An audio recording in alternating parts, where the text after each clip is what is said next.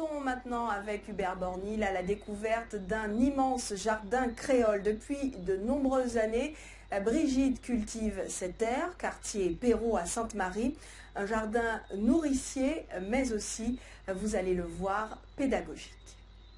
Réveil de beau matin, rendez-vous au jardin. Justement, on s'est rendu à l'habitation Roro à Pérou-Sainte-Marie, un lieu où l'on pratique à merveille la technique du jardin créole. D'ailleurs, cette habitation permet une visite pédagogique aux enfants et aux familles. Dans les hauteurs de Sainte-Marie, c'est là que l'on retrouve la vraie vie, la ville à campagne. Parce que c'est un petit jardin que nous pas nettoyer tout le temps, puisque les spectateurs qui ont une goudrelle, c'est normal, nous désellement. Alors si on les vignes de moins.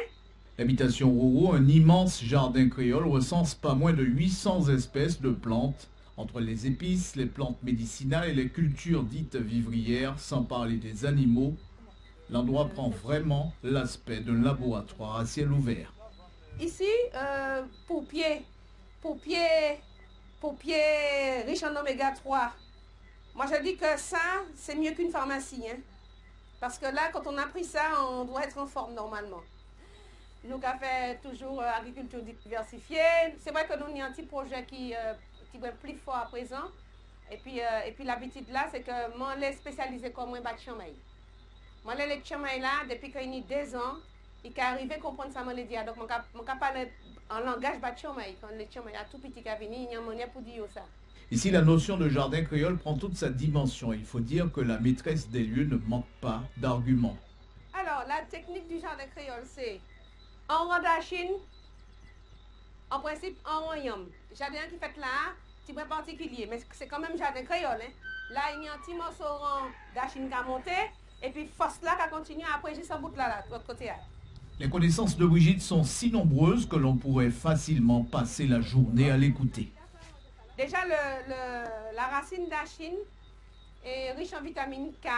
Et j'ai découvert qu'il y a même 0,1% de lipides dedans. Qui aurait cru ça? Qui aurait imaginé qu'il y a du lipide dedans? Mais il y a du B6 dedans aussi, c'est intéressant à savoir. Ici, l'on apprend beaucoup sur les plantes, leurs vertus et le rôle qu'elles jouent sur l'organisme du point de vue de la consommation. La groseille des Antilles, il faut savoir que les fleurs, les pétales rouges, c'est une famille d'hibiscus. Et cette famille permet à tout le monde de savoir que ça peut se manger. On peut faire de la gelée, on peut faire du sirop, on peut aussi agrémenter les plats. Et faire du jus. Vous savez comment c'est beau, je vais me voir ça. C'est magnifique, hein? Voilà, on en sait désormais un peu plus sur la technique du jardin créole, habitation Roro, Sainte-Marie. Voilà, rencontre avec des passionnés signés Hubert Bornil et Marie Tricot. C'est la fin de votre journal local, régional et des communes. Restez avec nous dans une poignée de secondes. Vous avez la parole dans Tchèpé.